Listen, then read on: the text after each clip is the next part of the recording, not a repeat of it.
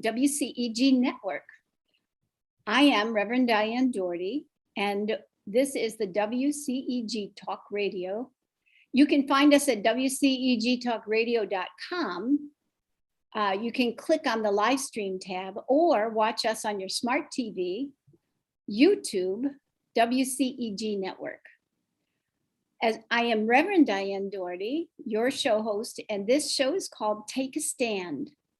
I, with my partner, Demita Chapman, interview activists working to expand democracy in our city, state, and nation.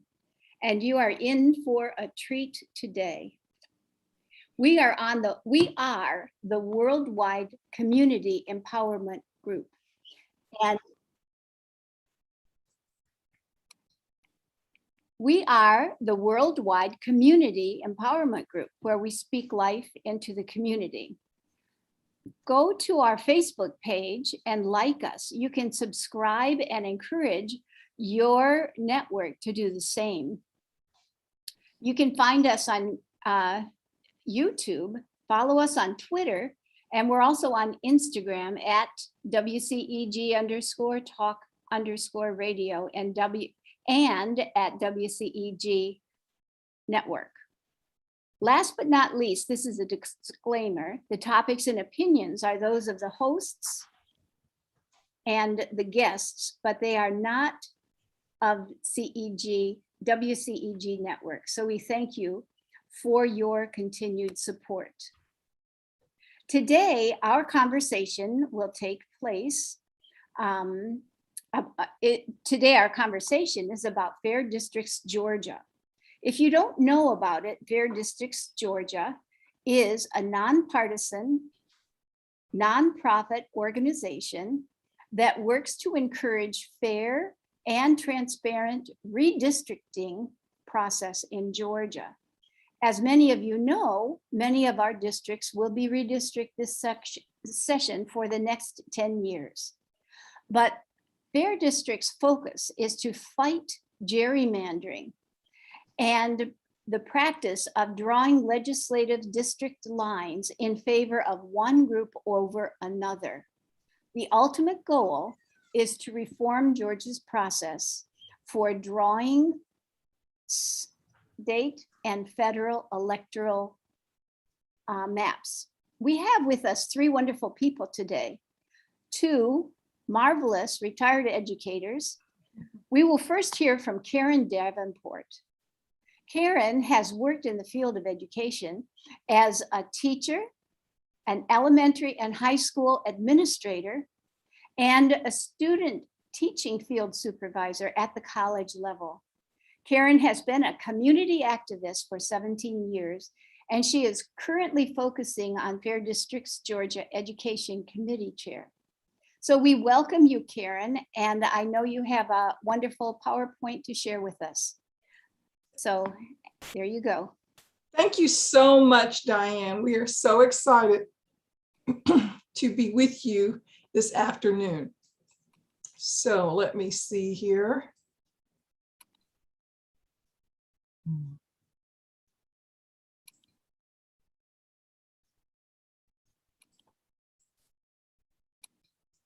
Okay, so this presentation is being given so that we can give you information on how we can work to get the fairest maps as possible.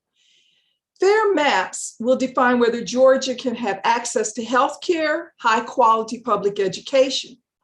Fair maps decide whether we have an economy that uplifts all Georgians. These maps define and decide our families' futures. With all of the current voter suppression laws, we cannot allow the 2021 redistricting cycle to unfold in the same way as it has in the past. This afternoon, we're going to provide this information to you to encourage all Georgians to take action.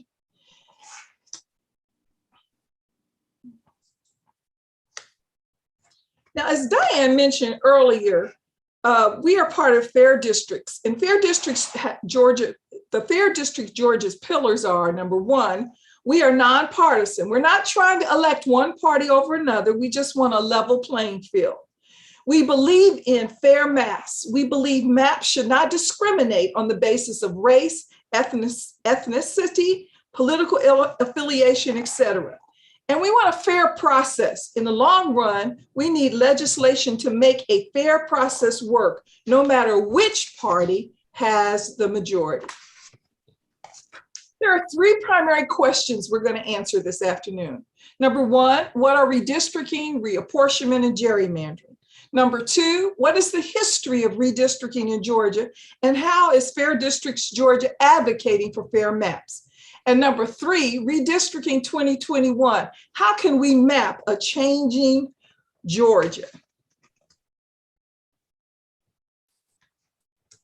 So let's start right here with question one, the census, reapportionment, and redistricting. Now, the Constitution, Article 1, Section 2, mandates that the country conduct a count of its population every 10 years. The 2020 census marked the 24th time that the country has counted its population. The first time was in 1790. Each home received an invitation to respond to a short questionnaire online, by phone, or by mail. This is the first time that everyone could respond to the census online. The census provides critical data that lawmakers, business owners, teachers, and many others use to provide daily services, products, and support for individuals and their communities.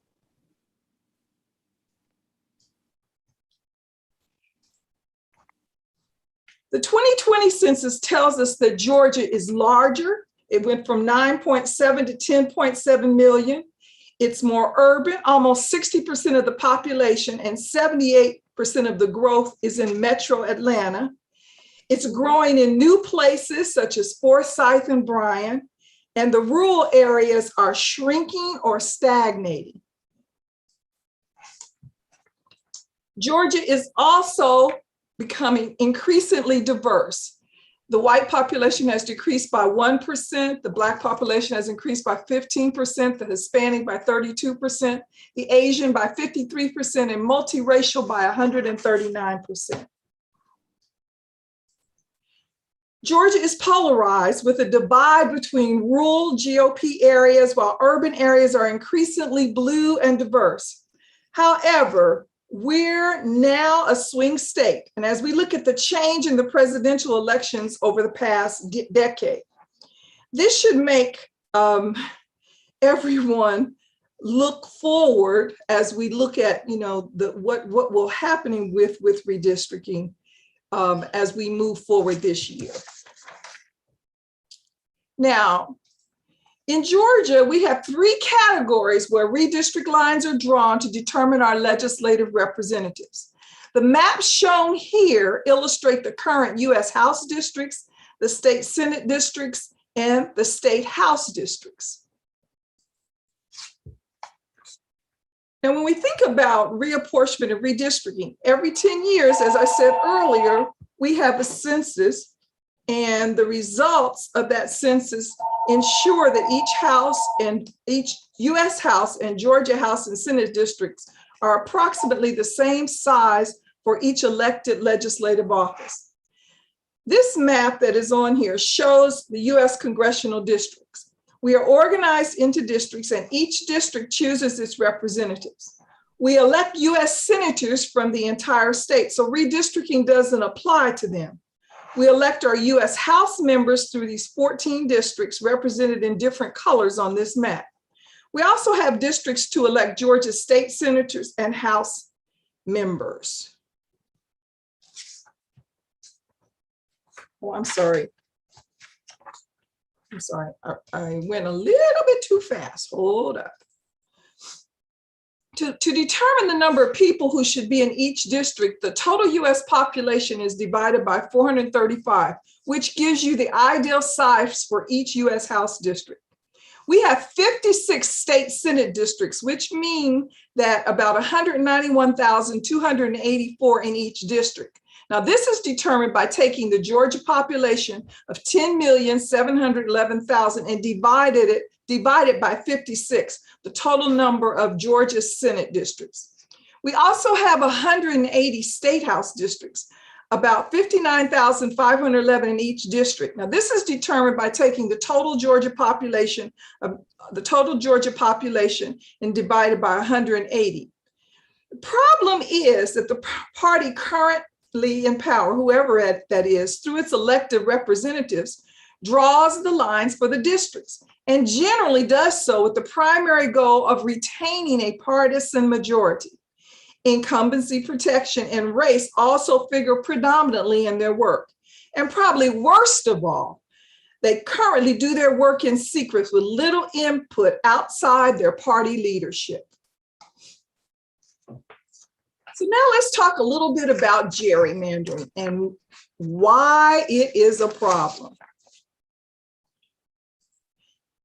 Georgia's current redistricting process has some issues. Lawmakers on the State House side and Senate Redistricting Committee draw the district lines. Now, keep in mind, a substantial majority of members of both committees are male of the majority party. Number two, the two committees jointly approve congressional district maps. Number three, the legislator votes on the committee maps. And then the governor approves or vetoes the maps that the committees have designed and the legislator has voted on this. Now, I want you to look carefully at that process and keep that in mind. That's what we currently have in place as we go through the rest of this presentation. What is gerrymandering? Well, gerrymandering is the process of politicians choosing their constituents rather than the constituents choosing their representatives. Gerrymandering can create some very absurd-looking districts that are blatantly unfair. And now, using sophisticated software, maps can be created with some normally shaped districts that are just as unfair. Gerrymandering can, as I said, can create some absurd-looking districts. And if you look here, this outlines the different kinds of gerrymandering. Now, racial gerrymandering is illegal in the United States. It favors one race over another. Partisan gerrymandering is still legal in the United States, favoring one political group over another. And prison gerrymandering is also legal, and that is counting prisoners where they are incarcerated rather than where they live. Now let's look at this example, so hopefully you will understand gerrymandering, how it works.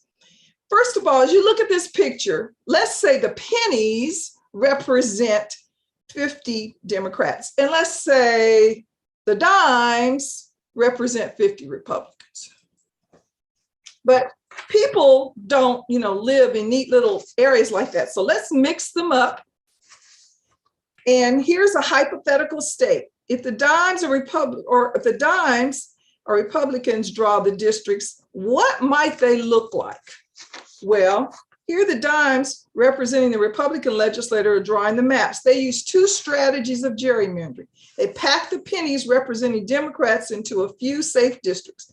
In the remaining 8 districts, the pennies and the Democrats are cracked, split between districts. So each has a majority of dimes. And then they crack the rest, so they end up in a majority dime districts. Dimes representing Republicans win in 8 districts, pennies representing the Democrats win in 2 districts. So what if the pennies, which represent the Democratic legislators, draw the districts? Well, the pennies representing the Democratic legislators could form the 2 dark blue districts by packing all the dimes representing the Republicans together. And the rest of the dimes are cracked into the remaining districts, so each has a majority of pennies. Resulting district representation, 2 dimes representing Republican representatives and 8 pennies representing Democratic representatives. In a random drawing, not drawn by legislators, some districts are won by dimes and some Republicans and some by pennies, Democrats. This one came out about even. Dimes 3, pennies 4, 3 ties. In fair districts, Georgia, we are all about finding ways to make sure this redistricting process comes out fair. And as you look here, see what has happened. Now, there are 2 main tools of gerrymandering. Each of these hypothetical states has 32 red and 32 blue, and it's possible to put these citizens into districts that give one color 3 representatives and the other one, as I showed you previously. You can do this by packing your opponents into a few districts and cracking the rest into the other districts as we outlined in the previous illustration. But these tools of gerrymandering don't result in the best outline that helps us have the kind of democracy we deserve. The impacts of gerrymandering are very, very disastrous. Communities who have been cracked or packed lose political power and access to resources. Less competitive districts mean elected officials are less responsive to their constituents. They don't feel like they even have to listen. And legislators don't have to compromise with people outside their base. And this leads to extreme polarizations. Ms. Diane, do we have any questions before we go forward? So far, no questions, but it's very interesting. Thank you so much. Okay, so now we're ready to go on to Ms. Blackman. All right. Margaret Blackman is also a retired educator. Margaret has had 30 years of experience working in public schools in Georgia, Texas, and Virginia. Very advantageous today. She's worked over 20 years in Georgia. Both of her grown children and 6 grandchildren live in Georgia. And during that last 9 years of her career, Dr. Blackman was superintendent of the Prince Howard County, Virginia Public Schools.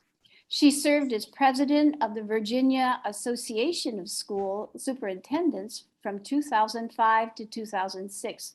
And after she retired, she became refired as she worked as a consultant for the Southern Association of Colleges and Schools, where she served on teams evaluating K-12 schools in Georgia and Virginia. Margaret has earned her bachelor's degree from our own Agnes Scott College and her master's from Texas Christian University.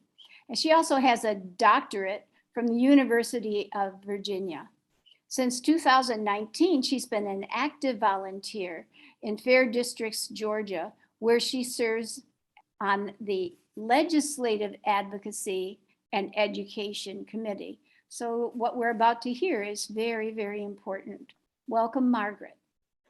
Thank you very much. We're going to next talk in this second section about the history of redistricting in Georgia, and also about how Fair Districts is advocating for fair maps.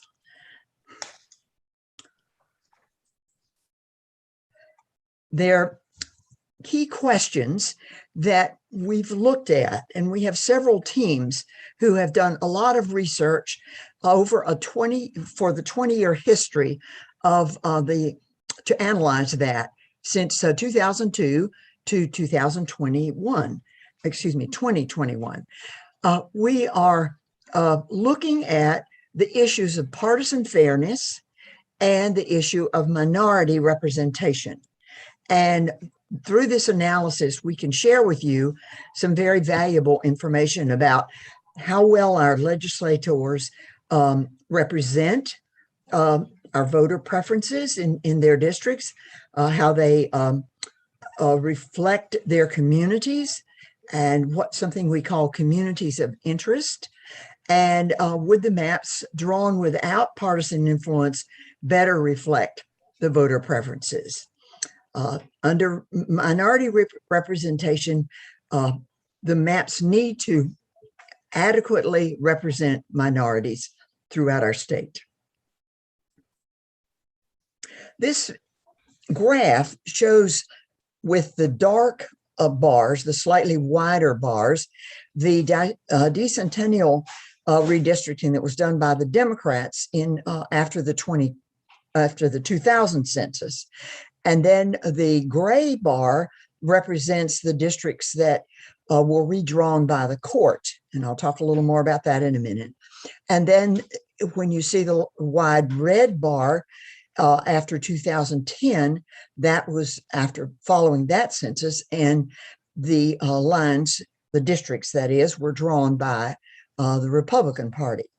Now, as you can see, if you look at that box on the right, this represents 20 years, 2 decades of and 2 different recycling districts. it's important to understand that Democrats and Republicans have done this drawing of maps, and in not very fair ways. They have both are guilty of having drawn maps that were partisan to their own parties. You can see there's one court-ordered adjustment of the maps that was done in 2003 before the 2004 election. And then in Georgia, we have something a little different than quite a few of the states, in that the Georgia legislature can redraw its own House and Senate maps in between each of these 10-year census. And so you can see that some of those have been successful and 9 of those have failed. But you notice that 64 districts were actually changed in between the 2 times that we've done the census. One of the things that we're especially concerned about is to analyze the way the General Assembly, which is our legislature in Georgia, and our statewide election, when they do the maps and they make these changes, are there, as there should be, more votes equaling more seats and fewer votes equaling fewer seats? This has not often happened.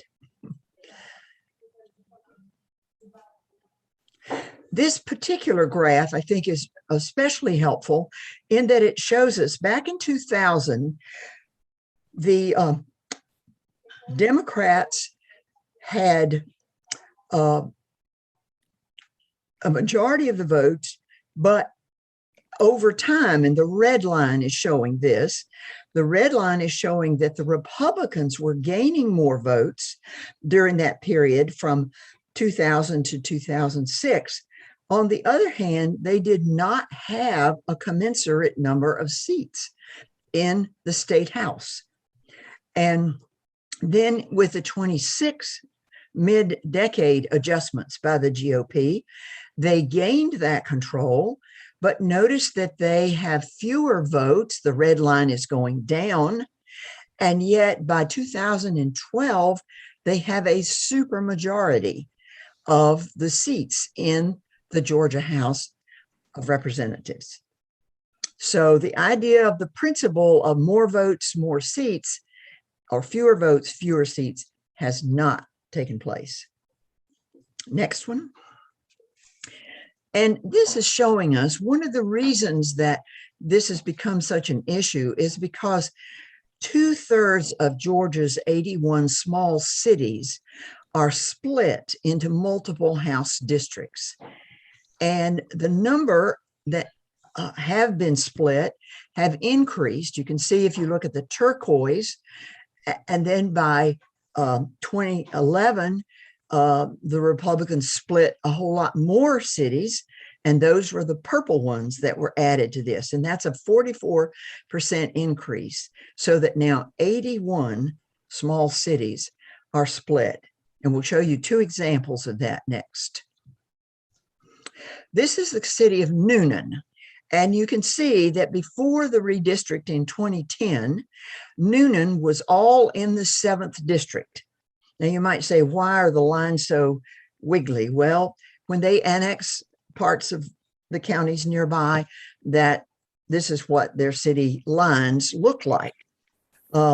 If you look at the one on the right, after the redistricting in 2011, the Noonan population was divided into 3 districts, and that's the way it is now. So that a majority of the citizens of Noonan are in the 70th, a tiny minority are in the 71st, and a fairly good-sized chunk are in the 132nd district. And what's sort of obvious with this is to see how to make that line for the 132nd district. They had to sort of make a lot of wiggling around there to gain that part of the citizens of the city of Noonan. In our next slide, you can see this is what Lawrenceville looks like. again, in 2010, except for a little tiny bit to the southwest, all of Lawrenceville, the city of Lawrenceville, was in the 104th district. And now it is in 6 districts. And what we hear so many comments about is, wait a minute, who is representing us? We have 6 people. We have to talk to 6 different legislators. And you can't help but think, look, for example, at that little part of Lawrenceville that's in the 102nd. Well, that person has an enormous district that goes much farther to the north. But the problem would be perhaps the person who represents the 102nd doesn't really have that much interest in representing the people in Lawrenceville because it's such a small section of his or her district. This one is showing the state Senate. And as you can see, when you compare this with what we were just looking at a few minutes ago, again, the Democrats held on to more seats, even as the Republicans were getting more votes. And then by the time the courts redrew the districts, it became the closest to being relatively fair in relationship, because you can see those lines are converging. And then with the mid-decade adjustments by the GOP, and then of course with the 2010 census, you can see though, almost immediately there are fewer votes to the Republicans, again, the red dotted line, and yet there are more seats. So that in the state Senate, there are definitely more senators who are Republicans than their vote share. Again, a supermajority. In the House, the supermajority was the percentage was 61% of the Georgia Senate, even though they got fewer votes, down to about 54%. In the Georgia House, which is the one we looked at earlier, it was 58%, even though they had a little bit closer to 50% of the votes. This particular slide is showing us how much partisan advantage there resulted from the 2020 election with President Biden and, of course, all the others who were running in those elections. And as you can see, the very darkest blue, in those darkest blue areas, 80 to 100% of the people voted for Democrats and for Biden. In the areas that are the darkest red, between 0 and 20% voted for Biden. What's interesting to me is that 40 to 60% is a pretty broad area of Georgia, and not just in the metro Atlanta area. And that is showing that 40 to 60% of those people voted for Biden. And yet the vast majority of those districts are represented by Republicans in the House and the Senate. Hey, Margaret, this is Ken. I thought we might pause Yes. for a second and Yes. just discuss this point a little bit, because there was a couple interesting questions in the chat. If you could go back one slide, Karen. Oh, okay, let me see. Hold up. Uh-oh, back. Hold up. Thank hold you. up. Okay, go ahead. Yeah. Thank you, Ken. So this is interesting, because this is your dimes and pennies for Georgia, right? What you've got is reds and blues, right? Think about it that way. And what it shows is that the blues tend to be clustered in certain areas, and the red is very spread out, right? And so what happens is, depending on who draws the map, you get a different result. So here you've got your dimes are all clustered. When we saw the dimes and pennies example that Karen showed us earlier, they were somewhat evenly spread out. But again, you could draw the lines either to achieve a dime advantage or a penny advantage, or maps could be drawn randomly, and you get more of an even Steven approach, right? So I think this chart is very interesting. the question in the chat from Rev Dougherty is, well, why are districts redrawn mid-decade? Well, generally, it's to hold, and it's for an incumbent to hold an advantage, right? They don't need to be drawn mid-decade because there's no new census data. But the districts are withdrawn because incumbents are looking at the election trends and going, well, in the last 2 elections, I didn't do as well as I did the first time, so can we redraw my district to make it safer for me? So generally, all those mid-decade adjustments are A, completely unnecessary, and B, they are done to protect an incumbent in the seat. And that essentially is how partisan gerrymandering takes place between censuses when a representative wants to achieve an advantage. Now, how does that get done? Well, just as Karen showed you, it's a bill that goes to the legislature. The reapportionment committees would vote on a bill that a particular legislator proposes to make their seat safer, and the House and Senate have to agree to it, and the governor would sign it. In Georgia, since 2005, we've had a Republican trifecta where both the State House and the Senate and the governor are under Republican control.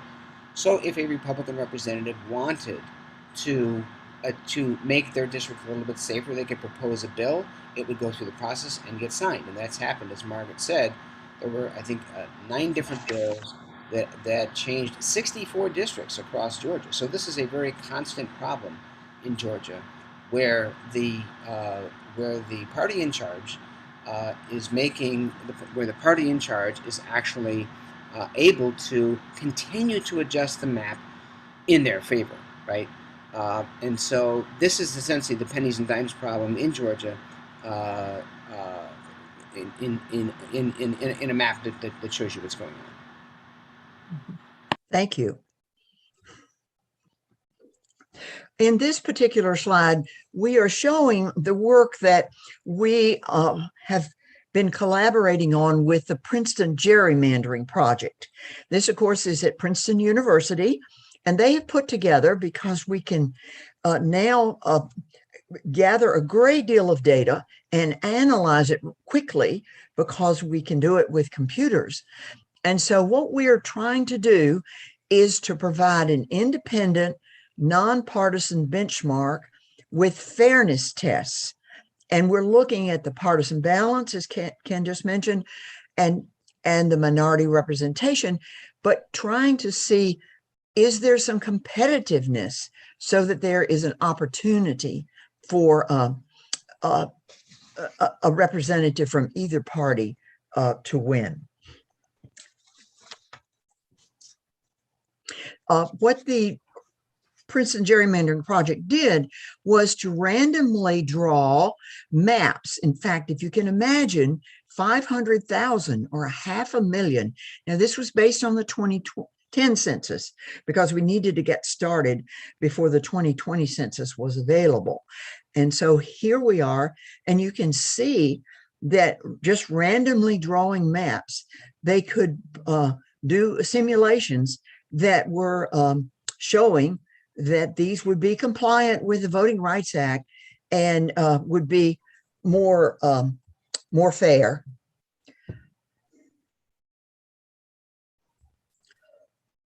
And this is actually the summary based on that 20-year history, so that you can see in the State House, there are between 1 and 7 fewer districts than 83% of the unbiased maps.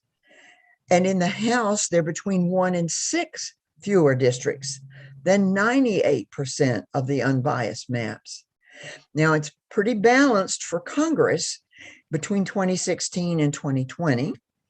And if we stick with Congress for a few minutes, you can see that there are 2 competitive districts, and there are 4 Black majority districts, as you would expect because of our African-American population.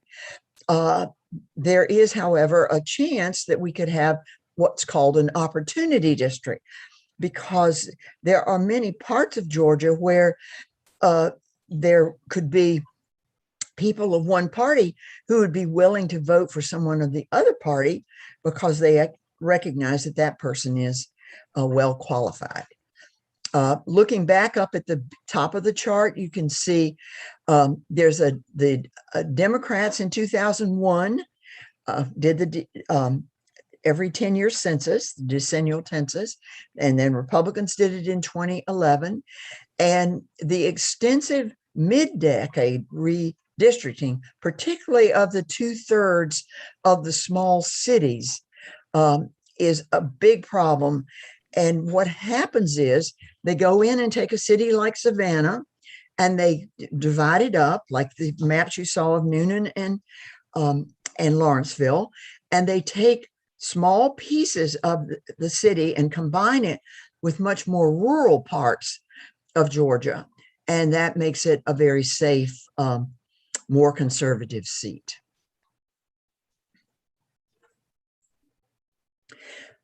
What are the benefits of independent benchmarks? Because this is what we've been trying very hard to stress with the two committees, the House and Senate committees that are working on redistricting. First of all, we want a transparency check by independent experts. We don't want them to go, as they usually do, off somewhere in the closet, so to speak, or in a place where nobody else can see, and just come up with some maps and then bring them to the floor of the House and the Senate and vote on them the next day or two. We want people to have a chance to analyze the maps and look to see what are the changes that have taken place in their districts, and do they approve of those changes? We want it because we think it would restore public trust and confidence in the process. And obviously, this is not just a problem in Georgia. It's a problem all over the United States because legislatures in many states are trying to control the way the districts are drawn. We also, of course, want it to make sure that it shows that it complies with the Voting Rights Act. And another thing is that if they're badly drawn, like the Democrats did after 2000, was you get sued and you're taken to court. So we're trying to avoid litigation and to create fairer districts. What we want to share with you now is some information about what we have been doing to, as a group, and this center picture there shows you the people who've showed up at the Capitol and are speaking out individually with their own legislators and often in committee meetings, trying very hard to help them understand that citizens are concerned about this. So there's what we call direct advocacy, both from our group, but also from citizen advocates who don't have time to be as involved as we are. We've also worked really hard to get information out to the public through the media with letters to the editor and using social media. We have a lot of community groups that we are working with, and Ken is going to tell you a bit more about that in a few minutes. And of course, business leaders have become increasingly interested and concerned because what they realize is that big businesses, or small businesses for that matter, don't want to come to a state where there's this lack of transparency and a lack of fairness, because they will have a hard time hiring people who will want to come to Georgia. And we're asking for 3 big changes of the legislature. One is listen. And they did have town halls back during the summer where people could come and speak to them. We're a little concerned that they haven't taken all of that very seriously because of the way they've drawn the first map, the congressional map. But we want them to show their work. And we have asked, in fact, 20 other organizations joined us back in April, sending a letter to Duncan and Ralston, the speaker, the Senate leader and the House leader, Ralston, and asking them to not have any secrecy about the process and to give us an opportunity to have access to see what the maps look like, not just somewhere down at the Capitol, but in the newspaper, online, They have the technology to do this. And then we want them to check their work so that they commit to being independent and nonpartisan for the districts that they're drawing. Just so you would have an idea, we have appeared in many different hearings and testified. You heard me speak of this April 19th letter asking for transparency in the guidelines. We had the opportunity on August the 30th to present experts from our group. We're all volunteers, but people have really worked hard to study this. We've tried to do a good job of educating statewide, just like we're doing with this program. We have sent over 40,000 postcards from citizens all over the state to stress with the members of the legislature that we want these fair maps. People have written letters to the editor. In that picture that you see on the right, Janet Grant, who is one of our leaders, has done an op-ed. Ken, who is on this program right now with us, has done many opportunities to be interviewed and talk with the media. And that photo that you see is the Advocacy Partner of the Year award that Fair Districts Georgia was given by the Georgia Legislative Black Caucus at a nice event that they had just a few weeks ago.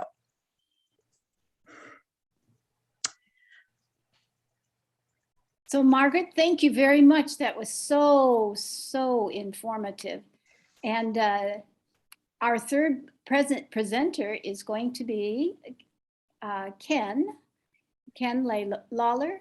And Ken is been a legislative advocate and data analysis for Fair Districts Georgia since 2019. So he has a wealth of information. He has advocated for redistricting reform directly to members of the General Assembly. And he's also been a leader, this is amazing, in analyzing the 20-year history of gerrymandering in Georgia. He's chair now, leading an effort to prevent another gerrymandering during the 2021 redistricting cycle that would be unfair. So Ken, we're anxious to hear from you. Well, thank you very much, and it's a pleasure to be here on behalf of all of the volunteers, the many volunteers that are part of Fair Districts Georgia. I get the chance to bring you up to the minute to tell you what's new and what we're doing right now in terms of the redistricting activity, which is now underway. And I'm going to share with you the results of some additional work that Princeton has done with us that helps us guide the legislature towards a set of fairer maps right now as this process is underway.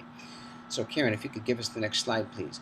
So first question is, well, what do we mean by fair maps? We're trying to judge the maps that are being drawn, but we have to have some ideas of what that means. So there's really three principles. Number one is these maps should reflect the voters' political preferences. So in other words, think about the reds and the blues or the dimes and the pennies, how they're naturally distributed across the state. You know, we're a 50-50 state. If you look at the last two elections, the 2018 governor's race was just slightly a Republican win, and the 2020 presidential race and the Senate runoffs were a slight Democratic win. So we've kind of arrived at this interesting point in time where we're a 50-50 state.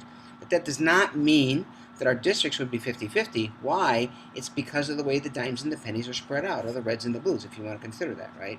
So what we want the maps to do is reflect whatever that natural political distribution looks like and allow for competition. As Margaret said, competition breeds excellence in business. We think it would breed excellence in our elected representatives. The second thing is to reflect Georgia's diversity. Karen showed you some amazing statistics from the census, where Georgia has now become a very diverse state, where all the growth in our population is from minorities, and yet we're still just slightly a white-only majority. Well, that means we're a very diverse state, and so the maps somehow need to reflect that really big changes in character of Georgia over the last 10 years. And lastly, the maps need to honor local communities. You have to take into account how local people would like to be represented. Margaret was talking to you about those split cities.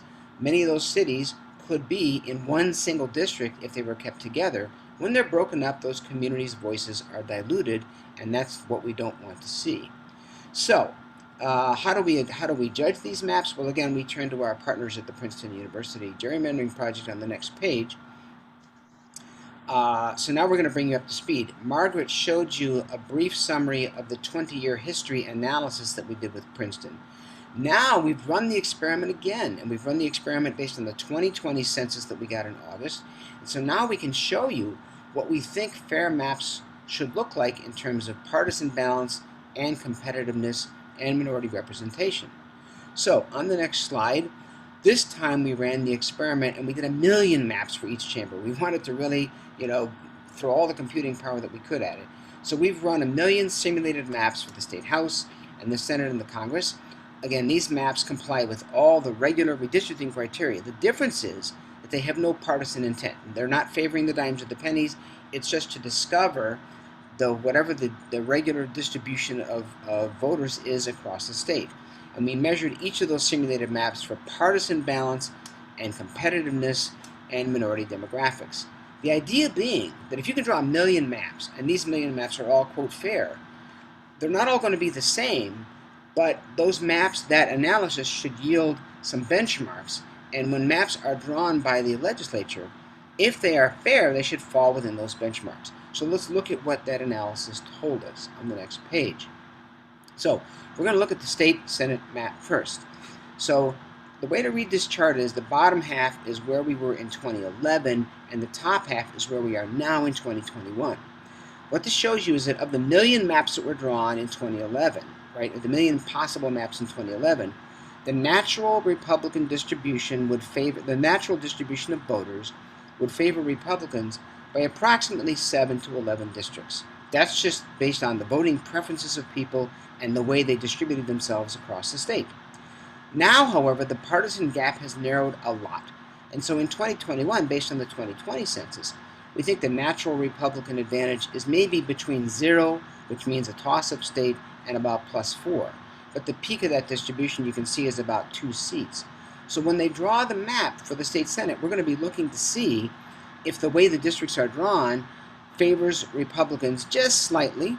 They could also be 50-50, but more likely they'll favor Republicans just slightly. But if they favor it by more than necessary, then we would say that the map is trying to achieve an unnatural disadvantage, i.e. gerrymandering, done through packing and cracking. So that's a pretty dramatic result, that the partisan gap in Georgia has narrowed a lot, and you're going to see this same pattern repeated when we look at the other maps for State House and the State Senate, the Congress. Let's go to the next page, where we can see what the story is with minority representation. So again, we've become a more diverse state. We think that the state Senate map should have approximately 16 or more black majority districts. That's an increase of 1 since 10 years ago. That reflects that diversity in population. We also think we're going to see a number of what we call coalition districts, meaning if you add up all minorities as a group, those minorities would have a majority in a number of districts. And we also think that because of the growth in Hispanic voters, as you can see pockets of Hispanic voters across the state, we could see some districts that have an opportunity for Hispanics to be between 37 and 50%. That magic number is important because we call those influence districts. Those are districts where Hispanics, even though they're not an outright majority of that district, would have enough voting power to influence the result by voting in coalitions with other people. And we think that because of the increased diversity in Georgia, we would see these results. So again, these are benchmarks that we have set up. We are awaiting the state Senate map so we can measure them against the benchmarks. On the next page, we'll look at the same story for the state House. 10 years ago, the state House would have had an advantage of about +20 to +29. That's out of 180 for Republicans. Now it's much narrower. Look at that. Look at the gap now in 2021. It may only be 2, could be up to about 9. So think anywhere between 2 and 9 Republican districts more than the Democrats. And again, that's just because of the way the dimes and the pennies. That's the way we all live. But that reflects your swing state as reflected in the natural distribution of voters. So again, the partisan gap should have narrowed, and we expect to see fair maps will have narrowed the gap considerably compared to where we are today. Next page, we'll look at the minority representation in the State House. Now we expect to again see at least one additional black majority district. We should see at least 48. There should be 3 to 11 districts that are in that influence range. We're going to see a lot of coalition districts, we hope. For the first time ever, we think it's possible to draw one district where Hispanics actually have an outright majority. And you can see, again, the pockets of Hispanic population across the state. Maybe it's down near Columbus, maybe it's up in the northwest near Dalton, maybe it's in Gwinnett County or North Fulton County. We're not sure where that district could show up, but there certainly is at least one opportunity to have a district where Hispanics have its say, and there will be districts that are heavily influenced by Asians. So again, we hope to see, when the map is redrawn, quite a diversity of representation in the State House. Now we'll take a look at the Congress. So Congress, you only have 14 districts, so the blocks, there's a lot fewer districts to deal with. But again, the partisan gap is narrowed. It's narrowed by about 1 seat, which means that we would expect in a new congressional map to see either 9 Republican districts or 8 Republican districts, and on the Democratic side, we would expect to see either 5 Democratic districts or 6, depending on where the map comes out. It's theoretically possible, of course, to draw a map with 7 and 7, but the natural distribution would probably indicate it's more likely to have a map that's drawn either +1 or +2 for Republicans and -1 to -2 for Democrats. Okay.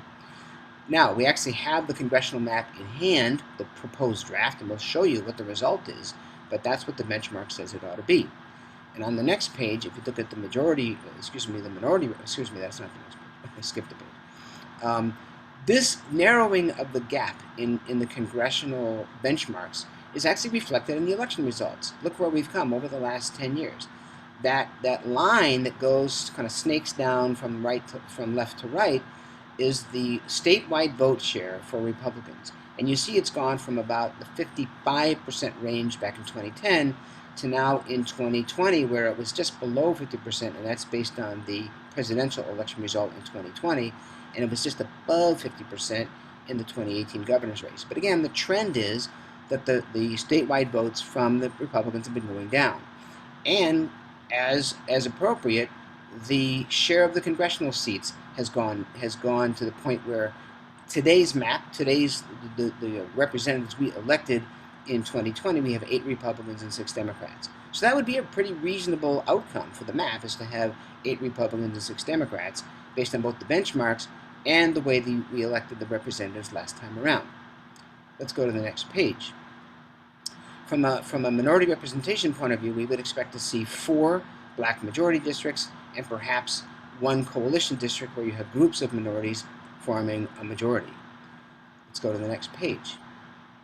This is a summary of all the benchmarks that we just showed you. I think I'm going to skip this page in the interest of time, but you've seen how we think the balance between Republicans and Democrats would be, and this is the balance between majority districts and non-majority districts for minorities.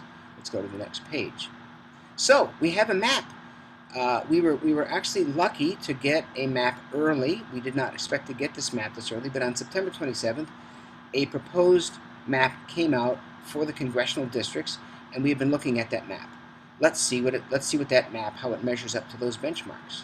Okay, so first of all, let's look at the partisan trends. I just talked to you about the fact that the election results, we've arrived at the swing state status. The gap is narrowed by 1. The acceptable choices of the map are either 8 Republican or 9 Republican. In terms of competitiveness, we would expect to see, again, a couple competitive districts.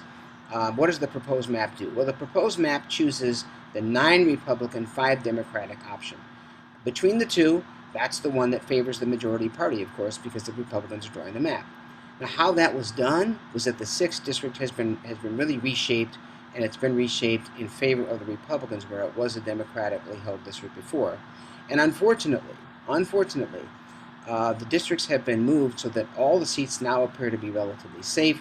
We don't have a competitive district. We did have one in 2020. That was the 7th district. It was about 53% vote for the Democrat. We don't have competitive districts. This is not a good aspect of it, not a good characteristic of this map. Let's look at the next page. This you can see. Click one more time, Karen, to bring up the circle.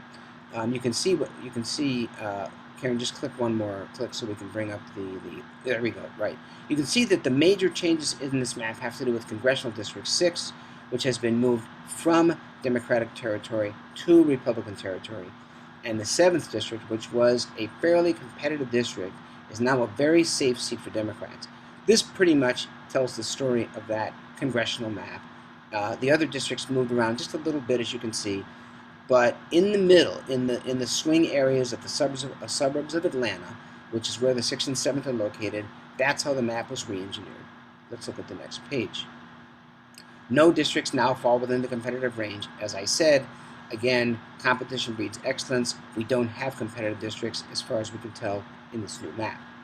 Let's go to the next page. In terms of minority representation, let's go to the next page on this one, actually.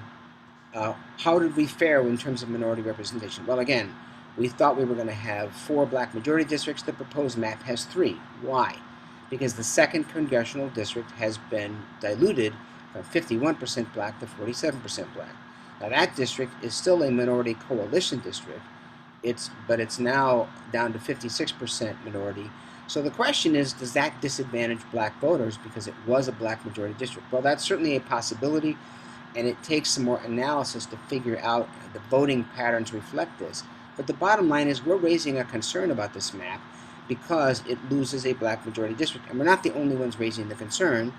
I published there at the bottom a tweet from our former president, Mr. Obama, who said, this is not a good map with respect to minority representation. Let's go to the next page. Now, what can you do about this? Well, we are gearing up to be down at the State House when the special legislative session takes place. We'll be down there starting on November 3rd, so that's about 2 weeks away, a little more than 2 weeks away. What can you do? Well, if you'd like to join us down there, please do. But in the meantime, there's several things you can do. Number one, you could join what we call our action team, which is at fairdistrictsga.org.action team, and you'll have this information. You can still comment at the public comment quote. You can still submit public comments to the legislature at that bit.ly/publiccommentga. Feel free to submit your comments on the proposed maps to the legislature directly. Next page. Please follow us on our social media channels, Twitter, we're on Facebook, we're on Twitter. Look at our website. Our next town hall, which will be scheduled on Monday, October 25th. We'll find it on the next page, I believe. Actually, no, we'll get to that page in a second. The other thing that you can do is write your senator. Our Senator Warnock has been championing a U.S. act in the Senate called the Freedom to Vote Act, which actually would help our congressional redistricting this year, even if this act were to pass later. If you're following politics at all in Washington, this is a voting rights issue. It's one of the 2 big voting rights acts that's up for consideration. We very much favor this act because it would ban partisan gerrymandering in our congressional districts this year. It could make a difference right now. So feel free to reach out to your representative or our senators and ask them to support this act. Next page. So our next town hall, if you'd like to join us, and you can find all this information on our website, by the way, is October 25th, so a week from today at 7 p.m. We'll have some more information. There's also a thing called Mapping Mondays that other organizations are sponsoring. We're going to, in the interest of time, kind of wrap it up on the next slide, I believe. Again, redistricting and gerrymandering, kind of a wonky subject. It may not be what you think about first. It's not a right or left issue, it's a right or wrong issue. And we think if you want to get fair policies, you have to elect a fair government. And one way to do that is to stop gerrymandering. We'll stop our presentation there, and I think if they have just a minute or two for questions, we'll take those. Well, I think that the biggest question for me is how do we deal with legislators that fear loss of voters and ask to have their district redrawn? How do we deal with that? But I think that's a big question that you should ask at the town hall. And I want to thank everybody because our time is up. I think this has been very helpful, especially to me, and something that we can use for all the listeners to let them know what these invisible hands are doing and how our visible eyes can help shape the next 10 years in Georgia. So I thank all of you for the tremendous work that you're doing. And I thank WCEG for allowing these wonderful activists to show us how they're taking a stand. And I ask everyone who listens to rise up, do something for our communities that will have that will bring about a great legacy for the next generation. So thank you all, Ken, Karen, and Margaret. Bye-bye. Thank you.